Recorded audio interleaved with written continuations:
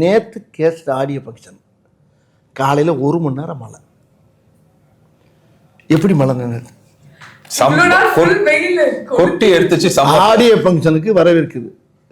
ஒரு 1.5 மணி நேரம் நாங்கள் எல்லோரும் பயந்துட்டோம். அன்றைக்கி என்ன ஆடியோ ஃபங்க்ஷன் என்ன இப்படி பெய்யுது, நாங்கள் எல்லாருக்கும் பெய்யுமா பார்த்தா காலையில் ஒரு மழை அடித்தா அங்கே இடமே குழுன்னு ஆகி போய் இந்த படத்துடைய தயாரிப்பாளர் ஐயா அவரே சொல்கிறார், இன்றைக்கி மழை பெஞ்சு எல்லோரும் வந்து அவ்வளோ நேற்றெல்லாம் சூடு முந்தானத்து, அந்த சூடெல்லாம் இல்லாமல் அழகா குழுன்னு ஊட்டியில் ஆடியோ ஃபங்க்ஷன் நடந்த மாதிரி இருந்துச்சு.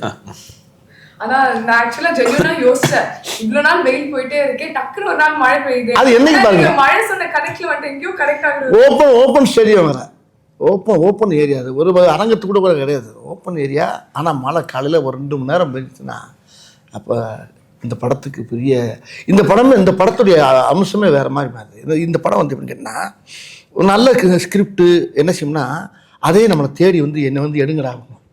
அது மாதிரி இந்த கதை அதான் எங்களை தேடி வந்து இந்த படத்தை எங்களை 2 பேரும் சீக்கிரம் உடனே எடுத்து உடனே பண்ண சொல்லிடுச்சு. இது ரொம்ப ஃபாஸ்ட்டாக நடந்த விஷயம் அது. இந்த கதை சும்மா பேசலாம், என்ன உண்மையான சும்மா பேசணும் கட கட கட கட கட கட கடன்னு வேலை முடிஞ்சு டக்கு முடிஞ்சு. ஆனால் ரிலீஸ் தான் லேட்டு, எங்களுக்கு ஏப்ரலில் பண்ணிக்கணும் தப்புன்னு. ஆனால் படம் ஃபாஸ்ட்டாக முடிஞ்சு வேலையெல்லாம் முடிஞ்சு படம் ரெடி. ஆனால் இப்போ பண்ணுற விட பேசாமல் ஏப்ரலில் பண்ணிடலாமா அப்படின்னாரு.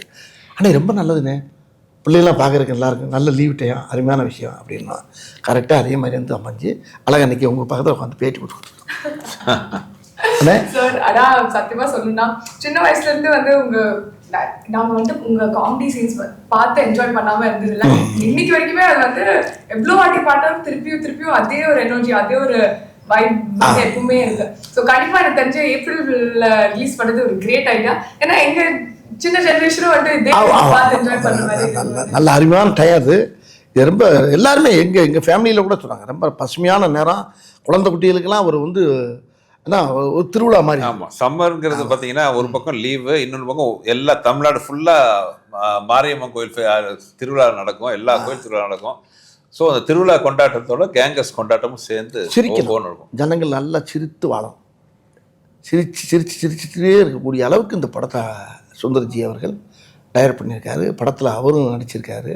இந்த படத்தில் அவர் ஹீரோவாக நடித்தது எனக்கு, அவர் ஹீரோவாக நடித்து அவர் டைரக்ட் பண்ணனால எங்களுக்கெல்லாம் ரொம்ப சந்தோஷம். ஏன்னா 2 பொறுப்பு 2 ஜாப்பையும் அவர் எடுத்துக்கிட்டாரு, பிடிச்ச ஜாப்பையும் எடுத்துக்கிட்டாரு. ஆமாம், எல்லாம் அவரே வச்சுருக்காரு. அடித்து நொறுக்கி கரெக்டாக பிளான் பண்ணி எதாக இருந்தாலும் பிளான் பண்ணி பண்ணணும். நம்ம படத்தில் சொன்னோம் அண்ணே, இதில் சொன்னோமா போக்கிரியா பிளான் பண்ணி பண்ணணும், போக்கிரி தானே போய் அது மாதிரி உண்மையில் அழகாக பிளான் பண்ணி அழகாக அது பண்ணி முடிச்சாங்கன்னு பார்த்தேன். ரொம்ப குழந்தைகளுக்கெல்லாம் ஒரு பெரிய அழகாக கை நிறைய வாய் நிறைய சாக்லேட் கொடுத்த மாதிரி இருக்கும்.